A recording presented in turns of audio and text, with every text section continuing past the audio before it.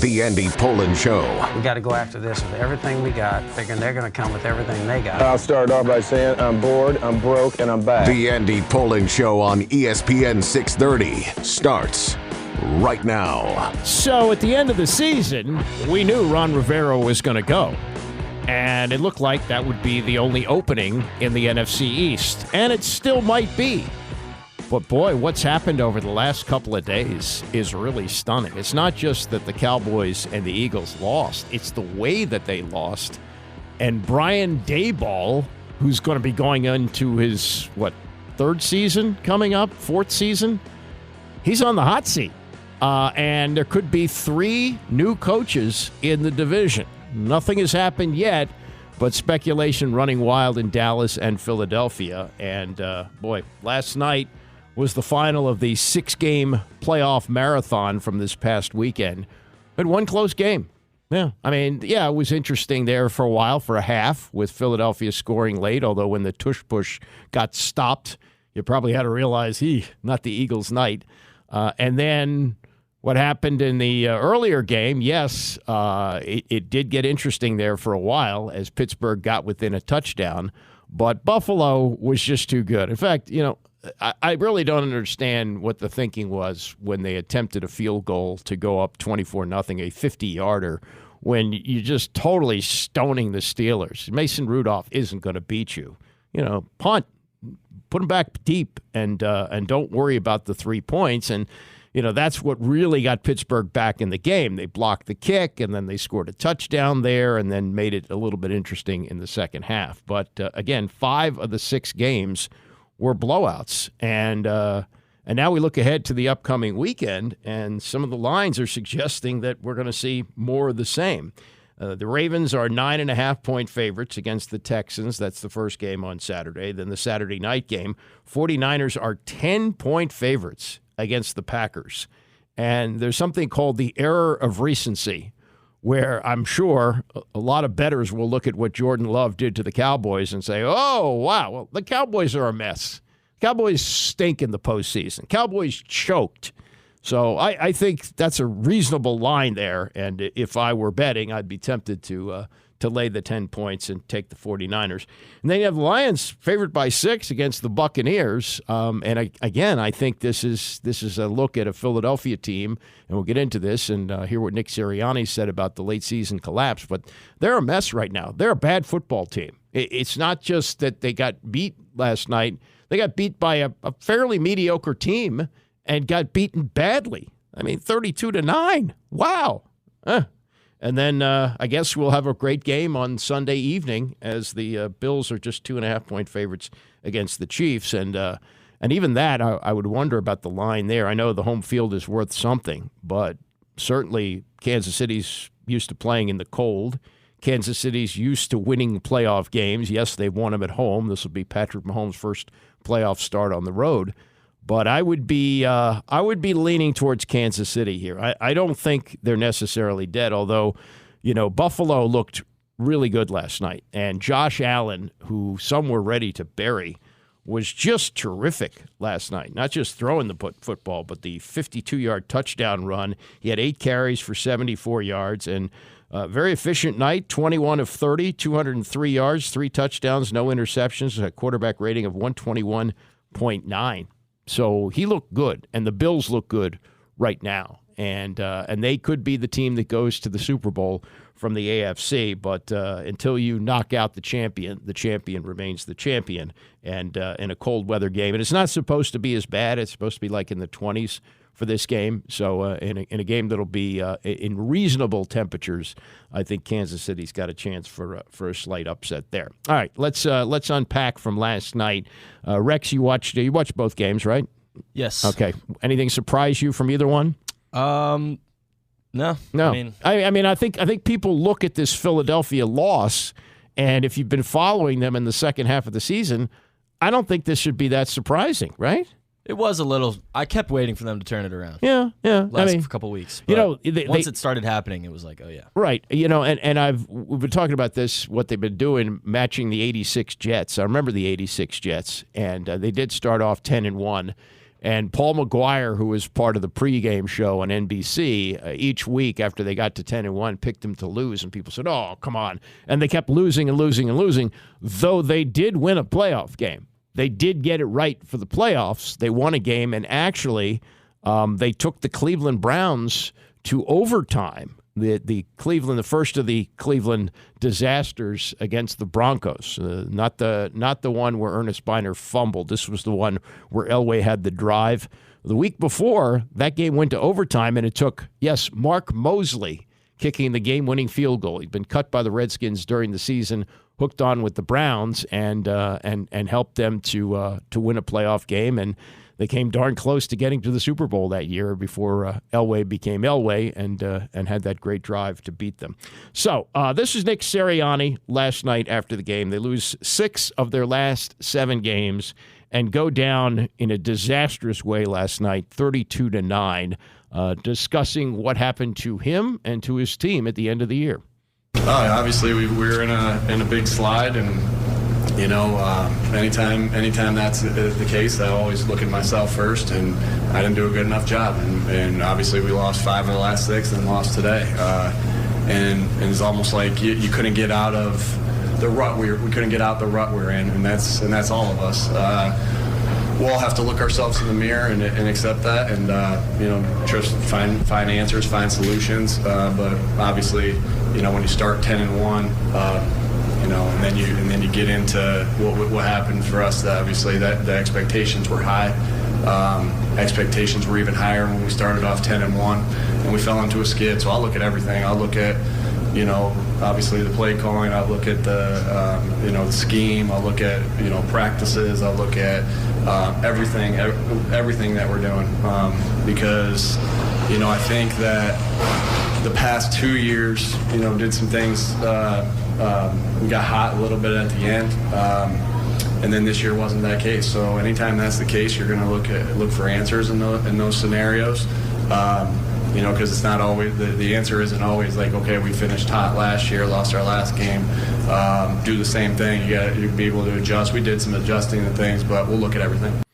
Okay, will he be the one to do that though?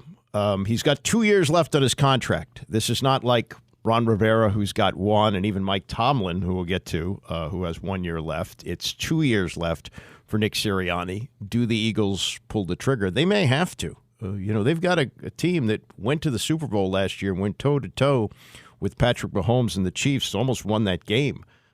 Do you waste this type of talent going through another year where this reported dysfunction may not go away? Now, Jalen Hurts, if he's butting heads with Hurts, this would be a real shocker in that Hurts is the son of a coach, understands locker room dynamics. Heck, he's the guy who got benched during the national championship game at Alabama and came back for another year knowing he'd be the backup to Tua Tagovailoa. Can't imagine it's going to be on him. It's probably, and of course, in this situation where you've got the quarterback signed to a long-term deal, it's going to be the coach that goes. This is Hurts asked about it, and they went quite a while in his news conference last night. This was about 7 or 8 minutes in. It was a lot of, we got to look inside our soul. We got to learn from this, yada, yada, yada. And then they finally got around to, well, do you think your coach is going to be back next year? I didn't know he was going anywhere. Well, there's obviously a lot of questions about whether. I didn't know that. Nah. Where's your confidence level in him then to fix this? I have everybody. I have a ton of confidence in everyone in this building. It's just a matter of us going out there and playing clean football, and that's been something that we have not done. Interesting the way he answered. Ton of confidence in everybody in this building. Asked specifically about Sirianni, this is the opportunity for him to say, hey, don't blame this on the coach. This coach has done a great job. He just lumped them in with everybody else. So that might be telling. Sirianni asked about his job, said, I'm not worried about me. My heart feels for these guys. And then, you get into what happened to them at 10-1 and the all-time collapses. And Philadelphia's had a few of them, most famously 1964 when the Phillies had a 6.5-game lead with 12 to play and they lost the pennant to the Cardinals.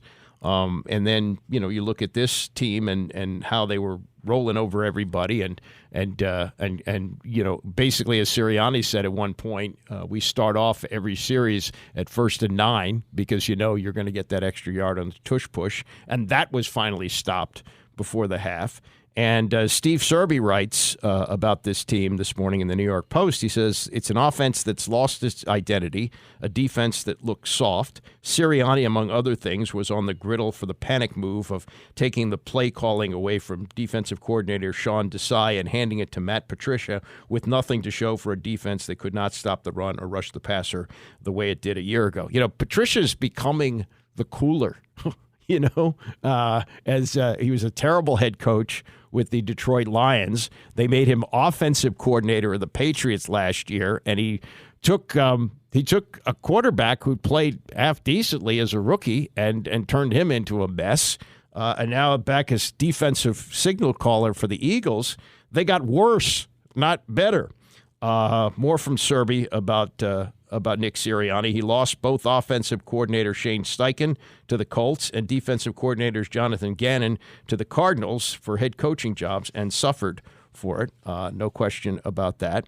And then he said when Jeffrey Lurie fired Doug Peterson 3 seasons after winning the Super Bowl, he said, my first allegiance is what will be best for the Philadelphia Eagles and our fans for the next 3, 4, 5 years. It's not based on does someone deserve to hold their job or deserve to get fired. That's a different bar.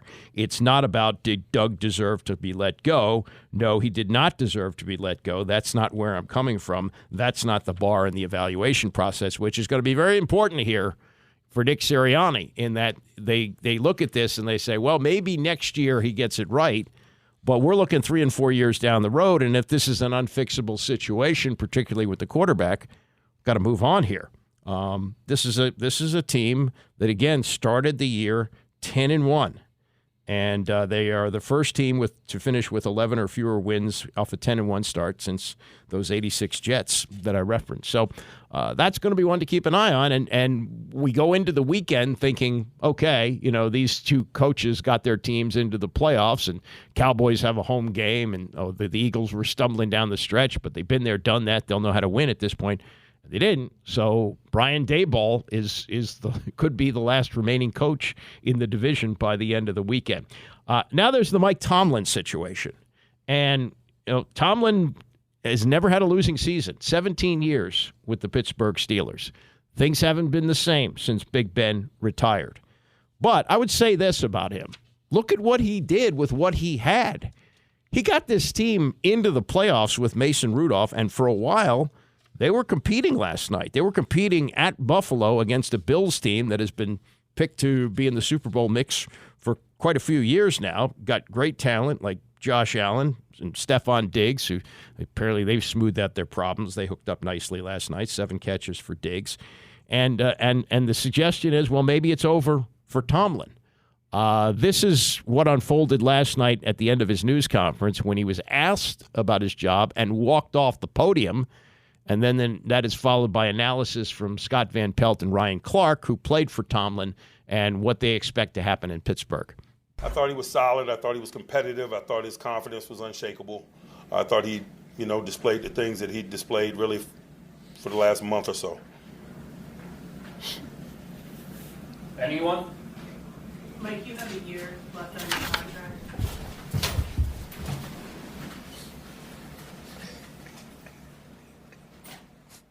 For the Steelers and Mike Tomlin.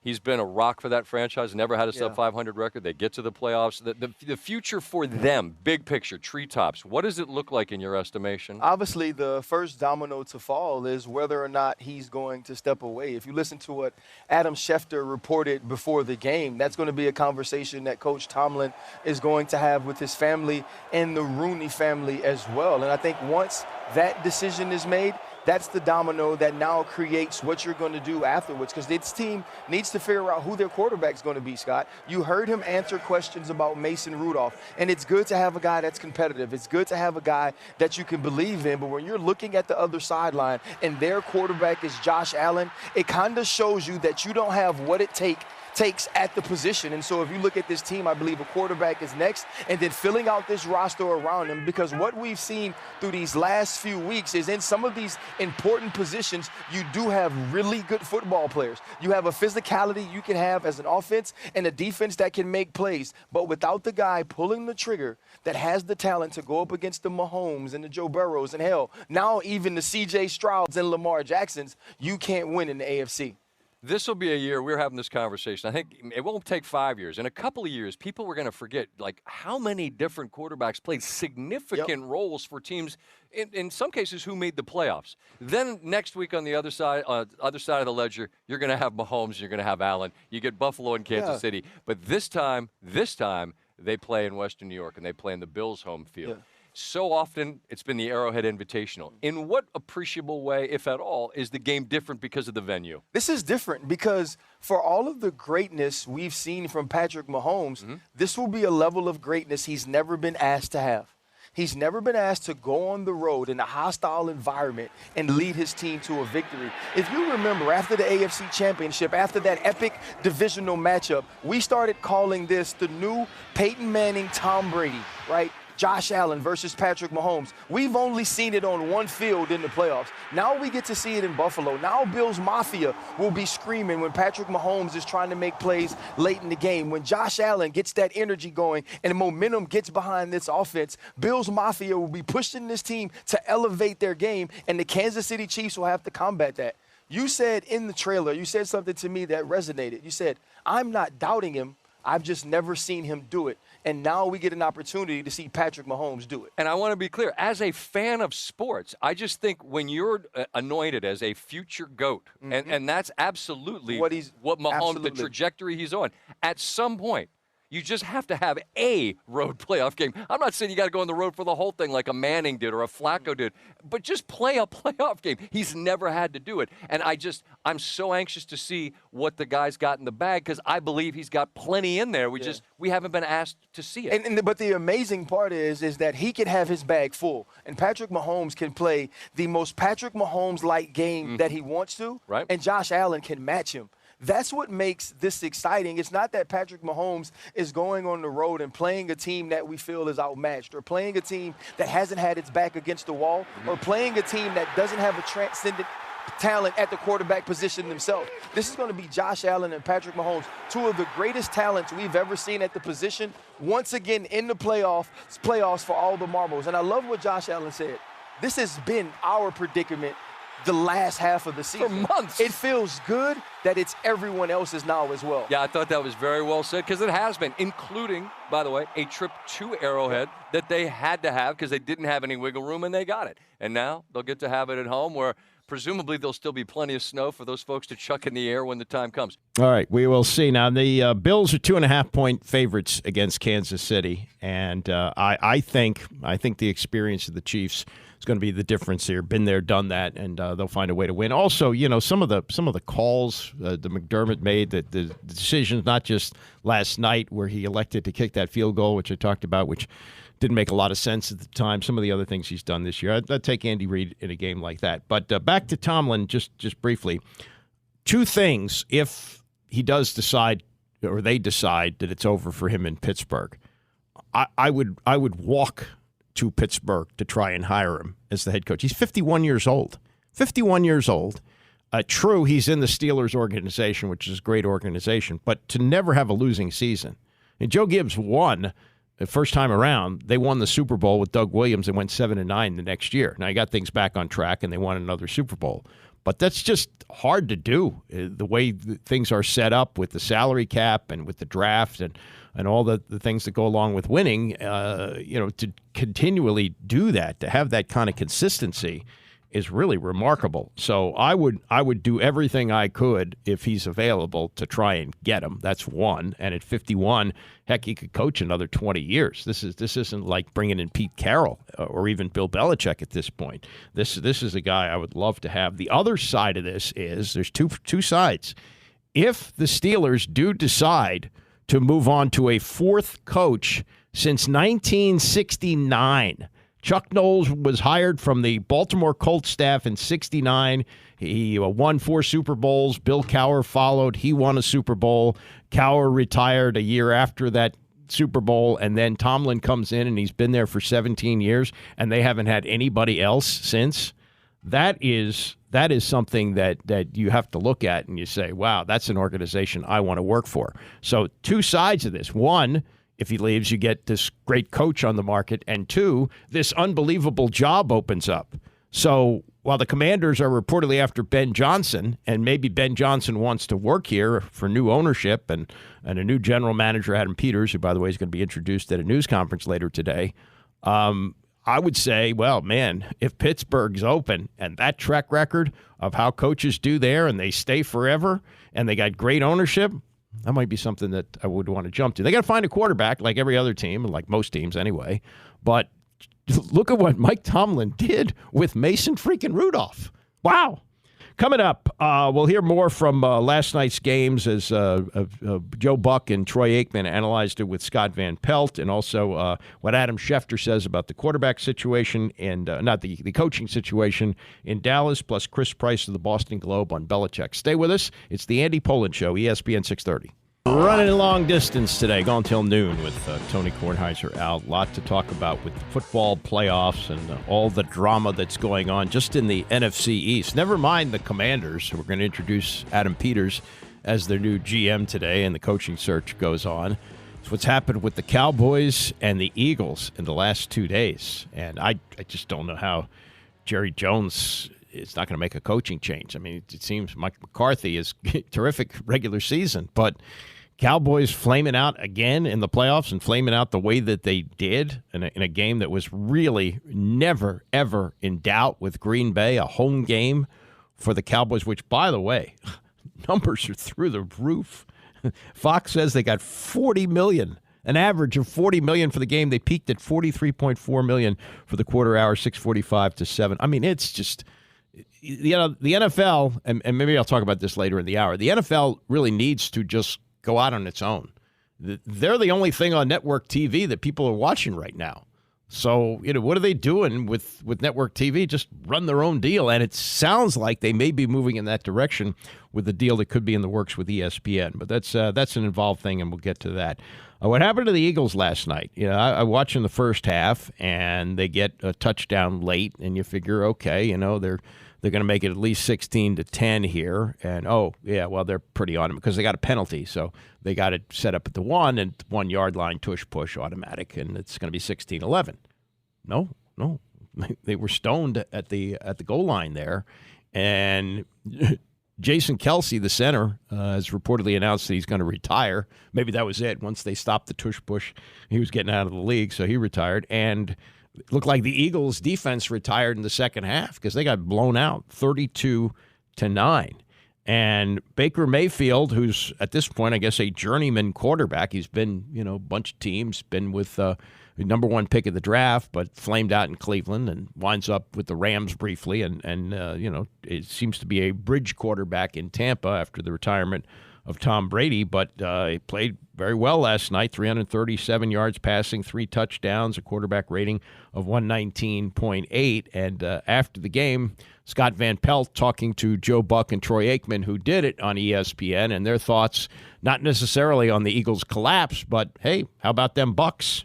Joe, the tendency here is to want to ask the Philadelphia question because there's so many layers to it, but we're going to fight that urge. And let's talk about this Tampa Bay Buccaneer team who has earned the respect with this victory, and they earned the right to play next week against Detroit. What most impressed you about the manner in which they did that? I mean, I think you look at how they got it done, and they got it done in all phases here tonight. You know, the offense with Baker Mayfield, we talked plenty about that. The defense, the Todd Bowles put together, and they had answers for everything. And, you know, it was about as thorough a game as a team can play, and it was impressive to watch. And Troy said it a couple times during the game. It's so true. Coming into the season, you lose Brady. They weren't even a 500 team last year. They got beat bad in the wild card game. They signed Baker Mayfield, who's in a camp battle with Kyle Trask to be the quarterback. And here they are. They win the division again. They're 10-8 now overall, and they're going to Detroit. And I know Detroit's a handful, but I think Tampa Bay is going to roll in there with some confidence. That could be a real fun game to watch. What's funny about this game is that Tampa Bay came in having won 5 of 6. They played like it. Philadelphia, Troy, came in having lost 5 of 6. They played like it too. And it feels like this may require some sort of forensic analysis beyond just what we're capable of discussing right now. But right now, having just seen this thud for this Philadelphia team who was in the Super Bowl last year, how do you make sense of what happened? Well, I make sense of it just because we witnessed it for the last 6 weeks of the season, and every time it looked like they were getting ready to play an opponent or in a position to maybe turn their season back around, they end up losing the number 2 seed, and then they lose another game, and then they came into this one and saying, hey, everything is still out in front of us. And I know there's a difference between what players and coaches say and what they feel, and they said all the right things, but you could tell they weren't feeling it, and it was obvious when they came out here and took the field. So what happens then is you've got to re-energize a fan base, and to do that, typically there's got to be changes. What changes will that be? I don't know. Will it be Nick Sirianni? I'm not sure. I wouldn't be surprised if it is, knowing Jeffrey Lurie and his background and what he's done in the past. But you cannot go into next season status quo. There's going to have to be some changes, and I'm as interested as anyone to see what those are. And the Eagles are not alone. There's going to be a few other teams in that same position that are going to have to address it. But it's going to be a long offseason for the Eagles. It was a big disappointment, and even bigger one in the way in which they played tonight. And then goes for the Cowboys as well, the way they played on Sunday.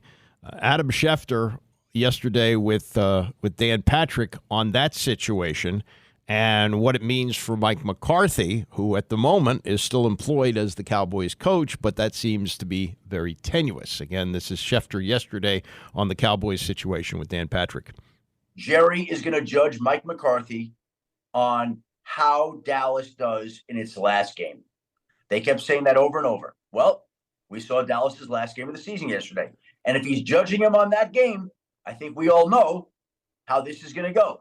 But I do not think that Jerry Jones ever thought that he would be confronted with the fact that he would have to make a decision after that game. He went into that game thinking, okay, let's get ready to host a divisional playoff game next weekend against the Detroit Lions or whoever else advances to come meet us. And lo and behold, Green Bay wins the toss, takes the ball, sticks it down Dallas' throat, and never, ever, ever wavers. And Dallas seemed to be playing from behind all day because it was. So this is all new to Jerry. Jerry's processing it. What's it going to take? He's going to decide that Mike McCarthy wouldn't be the guy that can get us to the next level. Yeah, we've won 12 straight games, 3 straight years. We've done nothing in the playoffs. We've embarrassed ourselves 3 straight years, 2 embarrassing losses to the 49ers, 1 to the Packers. And he would have to decide that there's somebody else that he believes in. And we are in a period where there's never been this much coaching talent free for hire, that he would decide that there's somebody else out there that would give this team a better chance to advance in the postseason. How attractive is this for Belichick if that job would open? Well, I think the Cowboys in general are just an attractive job for Bill, for Mike Vrabel, for whoever else would be in consideration. Dan Quinn, you could say. So they're America's team. They're the focus of the football universe so often, and they have talent. Like, they do have talent. Now, they have some big decisions to make, a lot of free agents too. So that roster is definitely going to require some work and retooling during the offseason. And that was why this was such an important year, because you heard so many people say, well, this is Dallas's best chance ever. Huh. Well, it lasted to about Green Bay's first possession before you realize it wasn't Dallas's best chance. Well, we also have, Jerry, will he relinquish a little bit of that power? If I'm Belichick going in there. Yeah, I don't think that's about. I don't think that's okay. What it's about. Like Bill, 1 week ago, in what was one of his final press conferences with the reporters in the New England area, said, hey, I don't have to have all the personnel power. That's not what it's about. Bill, first and foremost, is a football coach. And, one of his mentors made it work there in Dallas with Jerry. And there's no reason that Bill also couldn't make it work if that's what both sides wanted to do. And we'll see what happens. Belichick has, the Falcons announced, has interviewed in Atlanta, and that might be a better situation. But the sexier one is Dallas, and maybe he may be looking at what Parcells did and was left alone, relatively speaking. I mean, he kind of rebuilt things and then retired, which is what Parcells did. He would take jobs and leave a lot. But, if he's going to get the record, get it with America's team, why not? That's the analysis from Adam Schefter, who studies this stuff for a living, has his finger on the pulse. Robert Griffin, he's trying to figure out what he wants to be. Does he want to be this guy who does goofy things like run around the field and jump into the pool when they're doing a game from Jacksonville? Or does he want to be taken seriously as an analyst? Hard to say. What he wants is whatever gives him the most attention. So after the Cowboys lost on Sunday, Bob Griffin took to Twitter and said, no, I got the answer here. Forget about this Belichick speculation. The guy you got to have is Neon Deion Sanders, an idea that he repeated yesterday on our morning show, Undisciplined. Deion Sanders should be the coach of the Dallas Cowboys. So, listen, man, at the end of the day, the Dallas Cowboys have had 3 consecutive years of 12 wins. Mike McCarthy is a good football coach, but he didn't get his team ready to play. And we've seen no fruits of their labor. You saw their faces on the sideline when they were getting their butts kicked. They had no answer. And I said this in the middle of the year. The Cowboys' biggest problem is their mindset. They're not tough mentally. Physically, they're there. They're gifted as all out. That roster is way too talented to get blown out like that in a playoff game against the Green Bay Packers. And the one thing that I know about Coach Prime is that he's going to get the mindset of his guys right. And we also know that Jerry Jones loves to make money. So Coach Prime's going to sell tickets. Everyone's going to be locked into what they're doing. And he's not going to have the problems that he had at Colorado where he couldn't get an offensive defensive line to be able to maintain a full college schedule. That's not a problem in Dallas. So I think when you talk about mindset, bringing a guy in who has won in Dallas before, knows what it takes to win at the highest level, and pros respect him, Coach Prime should be the coach. There's no correlation between NFL coaching experience, coordinator experience, and NFL success. So why not go ahead and take a big swing instead of constantly trying to repeat with failed coaches? Let's talk about the stupidity of what he just said about there's no correlation between experience and success. You ever heard of a guy named Steve Spurrier? Great college coach. Not a good college coach, great college coach who came here and was a disaster, realized it wasn't for him. Talking about success, yeah, Deion was a great player. How many great players become great coaches? Not many. Most of them are journeyman guys. You know, they're not stars. Bart Starr was one of the great quarterbacks of all time. Terrible as a head coach. Okay, so let's stop that. And then he's suggesting that they need to sell tickets. This is America's team. Are you an idiot? Have you been paying attention? You're saying that Jerry Jones, in order to get more attention for his team, needs to bring in Deion Sanders, who, by the way, as a coach, in an era where you just have to be able to walk and chew gum and make a bowl game, couldn't do that. Won 4 games there. Yeah, created an instant sensation, winning some games early. You know, Bob, if you believe this, it might be one thing. But the fact that you did this, I think, just to get yourself attention, illustrates what you are. You're just a moth to the flame.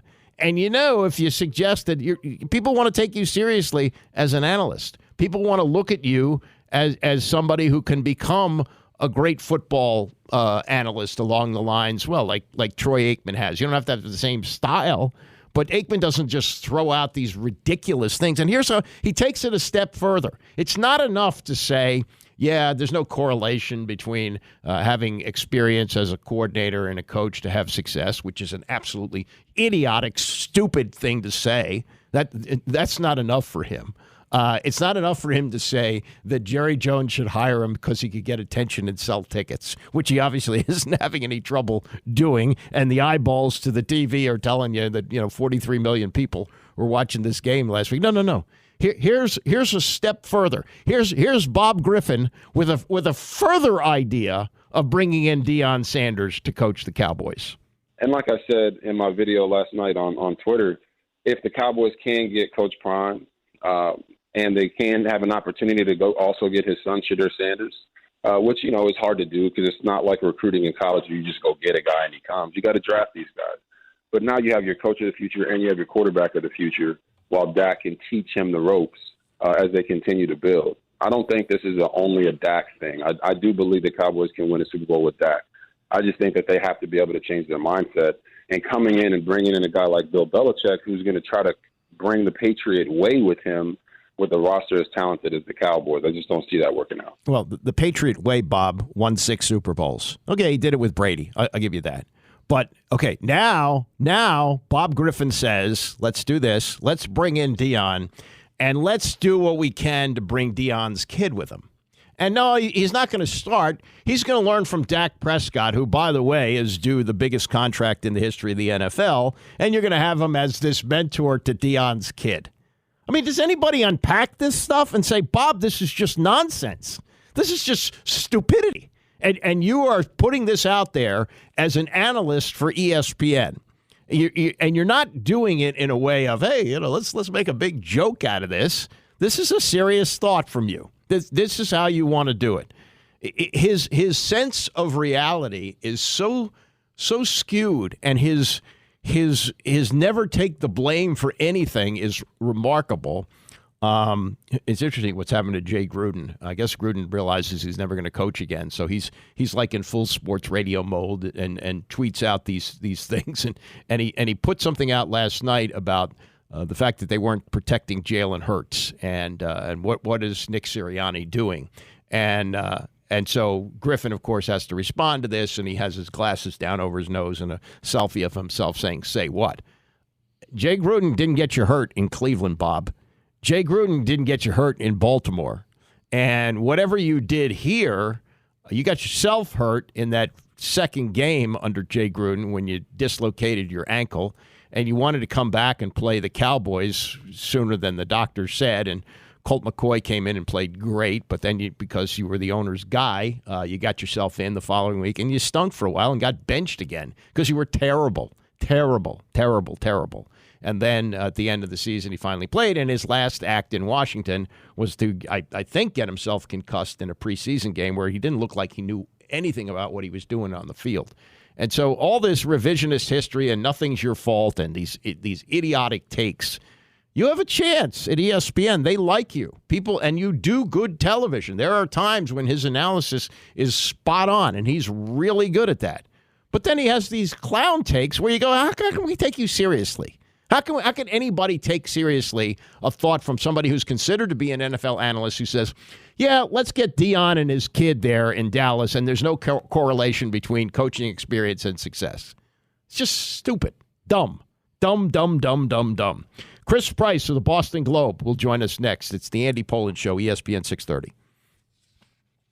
It's the Andy Pollin Show, ESPN 630. We talked to Chris Price a couple of weeks ago from the Boston Globe about the future of Bill Belichick, and this was as Belichick was going into his last game of the season, and he thought he would stay. That was his best guess. That's not the way it worked out, and now it's Belichick mania across the NFL. He was interviewing yesterday with the Atlanta Falcons. He may go to the Dallas Cowboys. I don't think you completely rule him out here in Washington. So as we track now the former coach of the Patriots, and I guess, Chris, ever since you started covering the Patriots at the Globe, he was the coach, right? That's the only coach you've ever covered with the Patriots, correct?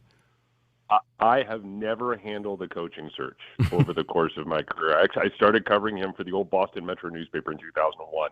Into God, Andy, the first game I ever covered was when Mo Lewis knocked Drew Bledsoe sideways. I was just standing in the right station when the right train came through, man. Wow. I was just, it's been unbelievable. But yeah, I've never had to cover a coaching search, and it's very strange not only hearing those words, but typing those words. Former head coach of the New England Patriots, Bill Belichick. I still can't get used to it. Well, welcome to the town that specializes in coaching searches, because that's our January every year, and maybe some sanity has finally arrived as they are due to introduce Adam Peters today, and he will continue to look for a coach with help of the search committee, which includes Magic Johnson and Rick Spielman, the former GM of the Vikings, and so forth. But as and what happened here with the Patriots, but before we move on to what's next for Belichick and where he's going to go, when we talked, you again thought that it might work out that he would stay. Did you have any idea, even off the record, that this succession plan was in place for Gerard Mayo? We all knew last year that Mayo was and I'm putting on my quote fingers here, the heir apparent to succeed Bill Belichick. We knew that was the plan that they had in place. We did not know about the paperwork that they had already filed with the league to be able to kind of fast track this thing and to be able to basically install him as the head coach, literally days after Bill leaves. We're supposed to go to a press conference on Wednesday this week where he is supposed to be formally introduced. No, I guess so. Ultimately, to answer your question, there was no sense of that this was an absolute done deal, that things were, all the T's were crossed and all the I's were dotted. So again, we knew that, this was going to be the plan, but we didn't know it was set in concrete, basically. Crossing the T's and dotting the I's is not as easy as it used to be. You have to interview. No. As far as I know, because when you work in Washington in sports radio, you learn a lot about this stuff over the years. So I know now that you have to interview minority candidates outside the organization. So this stuff had to be going on in a very clandestine way, don't you think?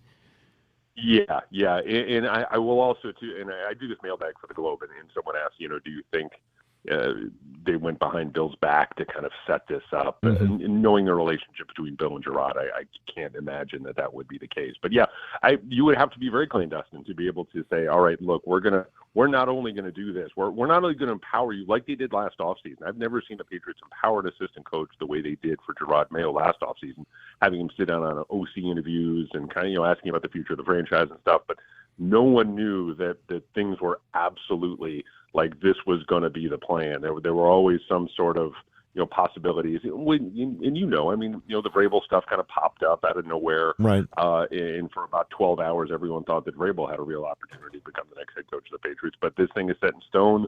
They're going forward. It's going to be Gerard Mayo. And when they made the announcement, the joint announcement between Bill Belichick and Bob Kraft, it was sort of intimated, well, we need a change. We want to go in a different direction here. Looks like they're going in the same direction. Gerard Mayo was drafted by the Patriots, and is he coached for anybody else but Bill Belichick? I think that's it, right? No. He's got that Patriots way in his DNA, man. I mean, he's he came up in the system. He really. It's funny, Andy. When you think back on the career arc of Mayo, this seems to be the natural conclusion or the next step, whatever you want to call it, because he was a captain when he was 23. Right. And there's a very specific – real estate means a lot in the Patriots locker room. And I'll say this. Let me tell you a quick story that the corner locker near the player's entrance was always given to guys who were leaders. Willie McGinnis, Juwan Bentley has it now, Dante Hightower. That was Gerard Mayo's locker when he was 22 years old. And so I think in the eyes of a lot of people, it's like, this is the next guy. He may not have the star power of a Brady or a Randy Moss or a Gronkowski or an Edelman or whatever, but guys flocked to him. Guys followed him. He was a leader in the locker room at a very early age, and he retired at a relatively early age, in his early 30s. And so this feels like the next step for him, that he is a guy who feels prepared for this job, I guess, for lack of a better term. Does he, you'll find out more, I guess, tomorrow when he has his news conference, but is it your sense that he wants to, because I remember when Richie Pettibone took over, that was my first coaching change 30 years ago here. He said at the news conference, it's going to be business as usual, and he went 4-12. Is Mayo going to change the Patriot way, or is he going to stay with the Patriot way, which has fallen on hard times in recent years? It's a fantastic conversation because we don't know we know about him as a player and as a leader and what he was able to do on the field and a little bit about what he was able to do the last few years working with the linebackers. But we don't know about his coaching style. Is he going to be aggressive? Is he going to be a player's coach? I have to imagine he's going to be a player's coach. He's been able to win the hearts and minds of the guys on the defensive side of the ball, and that's the best position group, the best group of guys, that the Patriots have. And so he's a bit of a blank slate, at least as a coach right now. I have to imagine that he's going to be aggressive as a coach, as particularly as a defensive coach. The one thing, Andy, that is still a question in my mind is that you can't question his defensive bona fides. Finding the offensive coordinator and finding the GM, really, those two things are going to be really interesting, because I think when you're talking about the offensive coordinator, you're going to have to find like a Vic Fangio type, a veteran who really has no aspirations about being a head coach, but can help a young head coach kind of, figure things out in the National Football League on that side of the ball. And then the GM too. We don't know who the GM is going to be at this point. They have not named a GM. They don't appear to be in a rush to name a GM.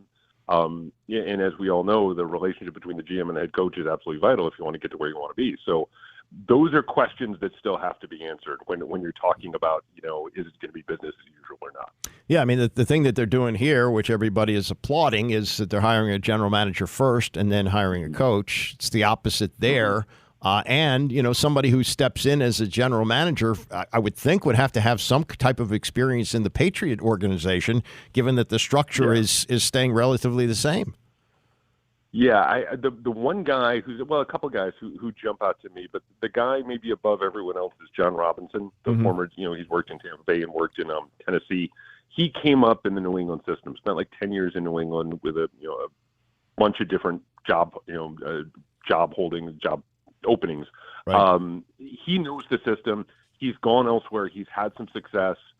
I think that might be the best fit, but you still don't know if he's going to be independent of Gerard or if he and Gerard are really on the same page.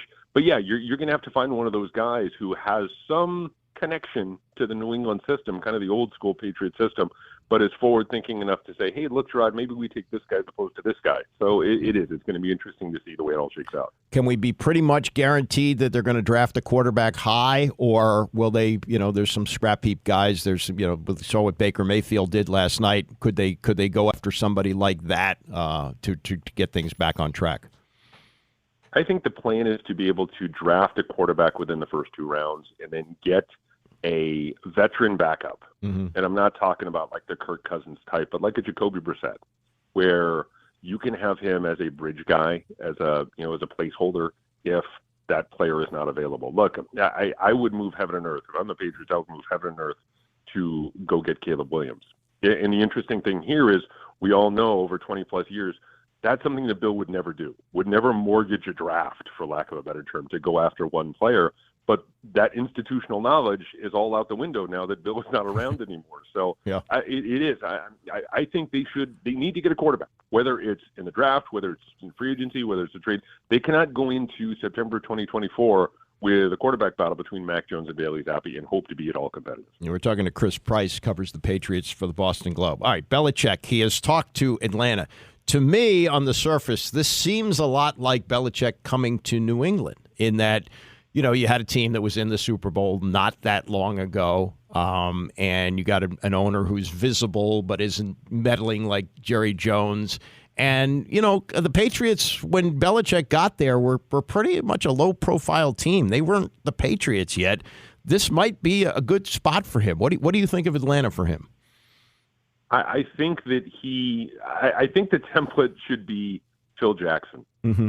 Really, if you're Bill Belichick. And I know that maybe doesn't necessarily fit in Atlanta because I still think Atlanta is a couple years away, and I think Bill is more inclined to win now. I don't think he wants to go through this great long rebuild process where you go 4-13 and then 10-7 and then you're a wild card. I think he wants to turn things around pretty quickly for a few reasons, not the least of which he's still chasing the Shula record, and I think that means something to him. Right. And look, man, it's going to be content for days if he goes to Dallas. I think Dallas is the best spot for him, at least from a roster perspective, a team that's built to win now. So, again, if you want to do the Phil Jackson thing, if you want to be the final missing piece of the puzzle that gets this roster that's, this kind of underachieving roster over the top, I think Dallas might ultimately be his best bet. But there's the Jerry factor. And and that, as far as getting the record, I think Belichick would be fine if Jerry preens around, that he got the coach that got the record in the Star and all that. But the other parts of it, where he's given injury reports and speculating on, who they're going to take in the draft and things like that, I mean, can Belichick work with that? Hey, look, if Parcells did it for a few years, I think Belichick could do it, and I think they're kind of cut from the same cloth. So, look, I'm not going to sit here and tell it's 20 years difference. Yeah. And guys change and people change. So, maybe they'll go into it with some sort of understanding that, look, don't be holding a press conference outside the locker room after a game. Let's just, let's start from that. Maybe Belichick puts a few conditions in the contract like that, but.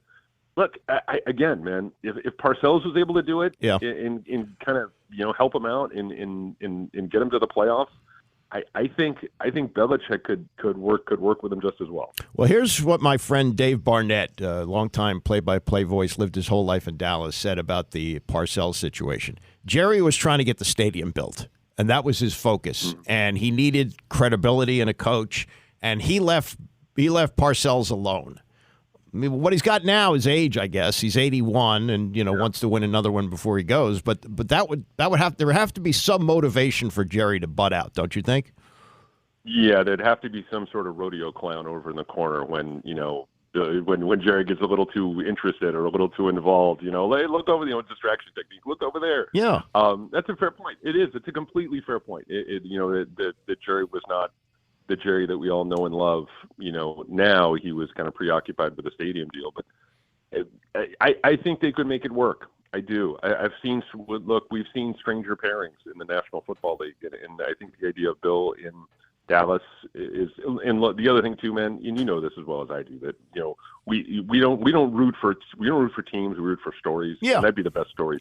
Oh, absolutely. Oh, yes. Belichick in Dallas. Absolutely, yeah. It's the best story. No question about it. And the Phil Jackson thing, I think, is an apt comparison. Now, the part about wanting to win and wanting to get another Super Bowl before he goes, and of course pass Shula's record.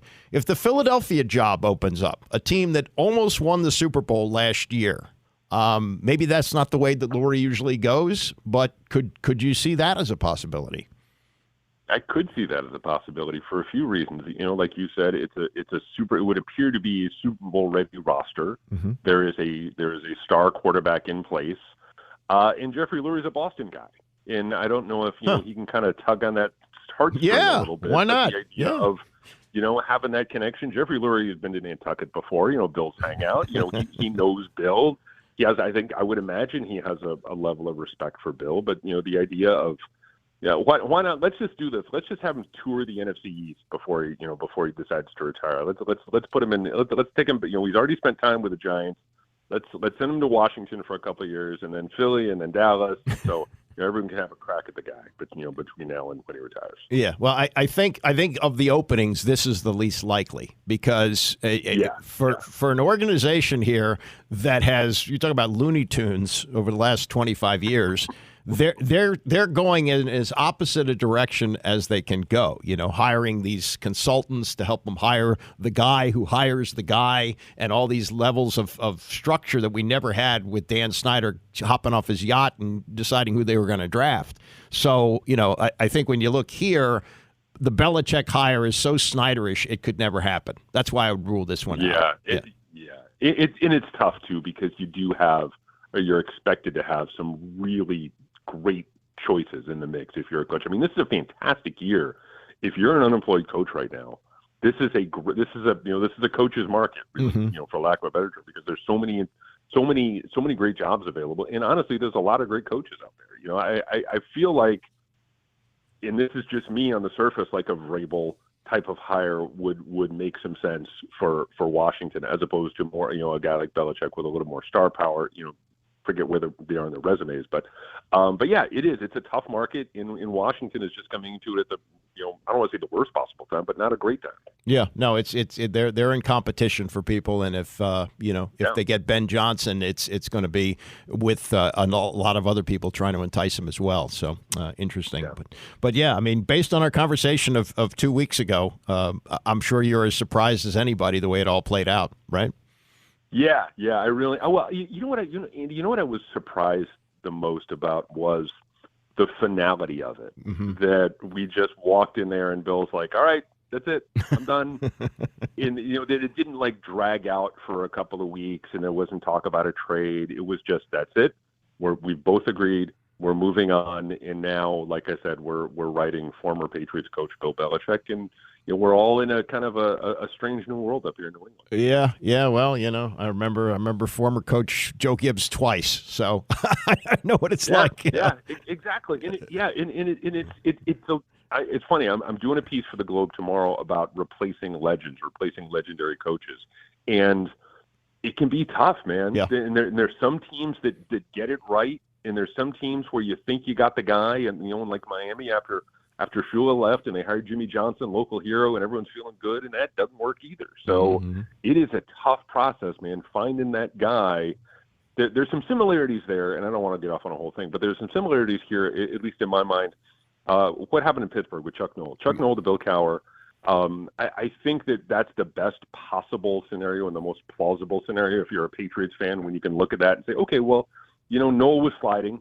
They'd struggled. Some great Steelers teams struggled, but Cowher was in there for a long time, and Cowher built them back, and they won a Super Bowl, and, former player and all that. And so I think if you're a Patriots fan, that's the one you can look to and say, yeah, that's the model.